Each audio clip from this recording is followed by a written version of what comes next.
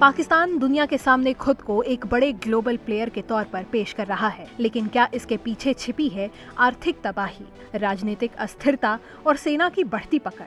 एक नई रिपोर्ट में दावा किया गया कि पाकिस्तान की ग्लोबल इंपॉर्टेंस की कहानी असल में अंदरूनी संकटों से ध्यान भटकाने की कोशिश है। जहां एक तरफ महंगाई आसमान छू रही है, पेट्रोल डीजल के दाम लोगों की कमर तोड़ रहे हैं, वहीं दूसरी तरफ सेना देश के लोकतांत्रिक ढांचे पर अपनी पकड़ मजबूत करती जा रही है।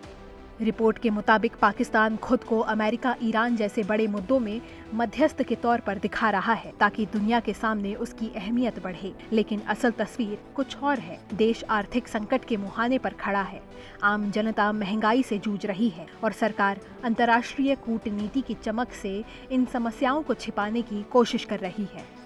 रिपोर्ट में सबसे बड़ा आरोप पाकिस्तान सेना प्रमुख फील्ड मार्शल आसिम मुनीर पर लगाया गया। दावा किया गया कि सेना धीरे धीरे न्यायपालिका, मीडिया और राजनीतिक संस्थानों पर अपना नियंत्रण बढ़ा रही है। जजों के तबादले, संवैधानिक बदलाव और मिलिट्री कोर्ट्स की बढ़ती ताकत को इसका उदाहरण बताया गया।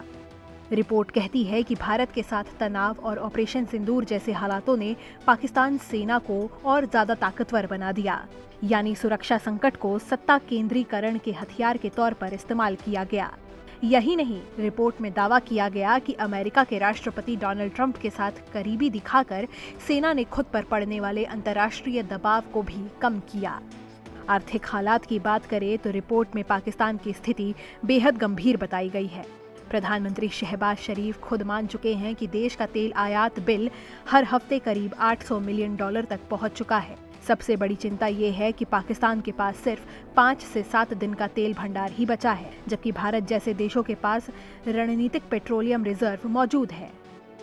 रिपोर्ट में ये भी दावा किया गया कि IMF के दबाव में पाकिस्तान सरकार जनता पर नए टैक्स थोप रही है। यहाँ तक कि सोलर एनर्जी जैसी चीजों पर भी टैक्स लगाने की तैयारी है, लेकिन दूसरी तरफ विदेशी कर्ज और आर्थिक मदद का फायदा आम लोगों तक नहीं पहुँच रहा, बल्कि सत्ता और सेना से जुड़े ताकतवर लोग ही इसका लाभ उठा रहे हैं। लोकतंत्र और नागरिक अधिकारों को लेकर भी रिपोर्ट में गंभीर सवाल उठाए गए हैं। पूर्व प्रधानमंत्री इमरान खान अब भी जेल में हैं। विरोध की आवाजें दबाई जा रही हैं और पासपोर्ट रद्द करने से लेकर यात्रा प्रतिबंध तक कई कदमों को कंट्रोल के हथियार के तौर पर इस्तेमाल करने का आरोप लगाया गया है। यानी रिपोर्ट का दावा साफ है, पाकिस्तान जिस ग्लोबल इंपॉर्टेंस की तस्वीर दुनिया को दिखा रहा है, उसके पीछे आर्थिक बदहाली, लोकतांत्रिक संस्थानों का कमजोर होना और सेना की बढ़ती पकड़ छिपी हुई है। अब सवाल ये है कि क्या पाकिस्तान का ये ग्लोबल नैरेटिव हकीकत है या फिर अंदरूनी संकटों पर डाला गया एक पर्दा। Bureau report, ETV Bharat.